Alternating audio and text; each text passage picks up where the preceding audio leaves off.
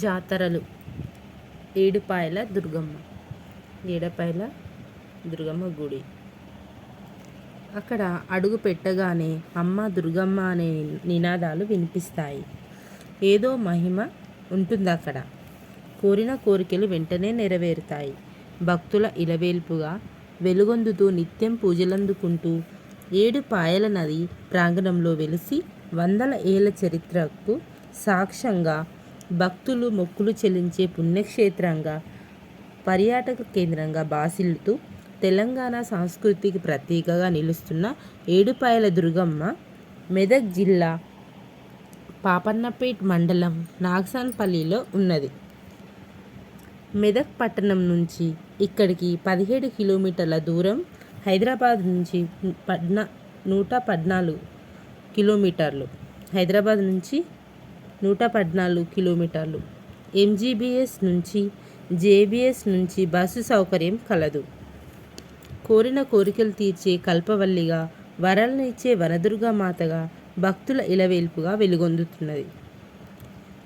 నల్లసరపు రాతితో చెక్కి కొట్టొచ్చినట్టుండే దుర్గామాత రూపంలో అమ్మవారు ఉంటారు.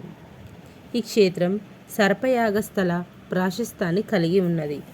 దీనిని ఒక జాతరగానే కాదు, జానపద విశిష్టగా చెప్పవచ్చు. ద్వాపర యుగాంతంలో పరీక్షిస్తూ మహారాజు సర్పరాజు కాటుకు గురై ప్రాణాలు కోల్పోతాడు. రాజు కొడుకు జన్మేజయుడు తండ్రి మరణానికి కారణమైన సర్ప సంతతిని సమూలంగా అంతమొందించాలని సర్పయాగం తలపెట్టాడు. యజ్ఞగుండాలు నిర్మింపజేసి జమదగ్ని, అత్రి, కశ్యపి, విశ్వామిత్ర, వశిష్ఠ, గౌతమ, భరద్వాజ వంటి సప్త ఋషులతో ఈ యాగం నిర్వహిస్తాడు.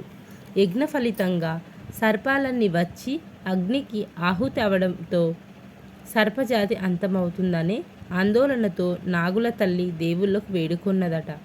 నాగులకు పుణ్యలోక గతులు ప్రాప్తించేందుకు గరత్మంతుడు పాతాళంలోని భోగవతి నదిని తీసుకొని వస్తాడు. యజ్ఞస్థలికి రాగానే భోగవతి నది 7 పాయలుగా చీలి ప్రవహించిందట. సర్పయజ్ఞ గుండాలను ముంచుతూ ఓ పాయ రాతి గుహలో వెలిసిన దుర్గమాత పాదాలను తాకుతూ గోదావరిలో కలిసిందట.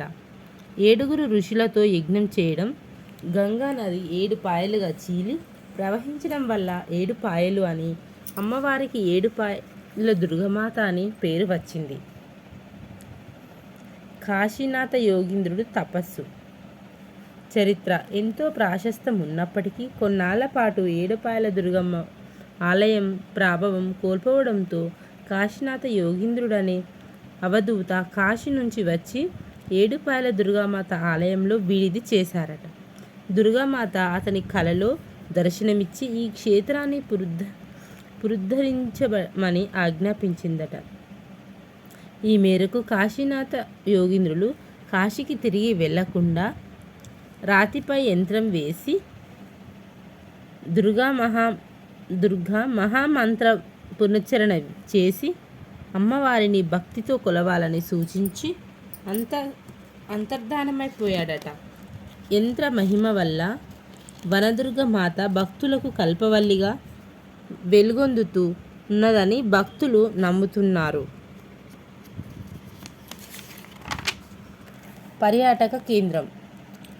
ఏడుపాయలు పుణ్యక్షేత్రమే కాదు, పర్యాటక కేంద్రం కూడా.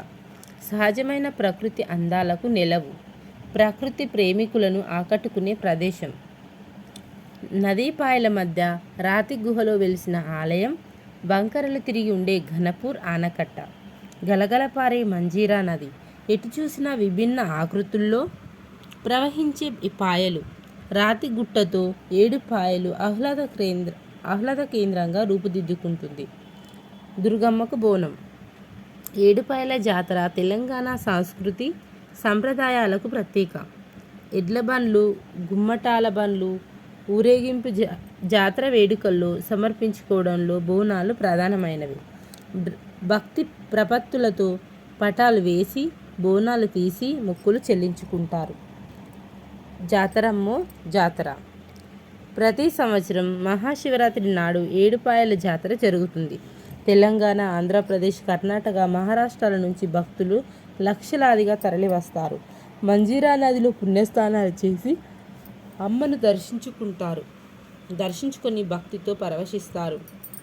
విశాలమైన ఏడుపాయల ప్రాంగణం జాతర జరిగినన్ని రోజులు అశేష జనవాహినితో జనసంద్రంగా దర్శనమిస్తుంది.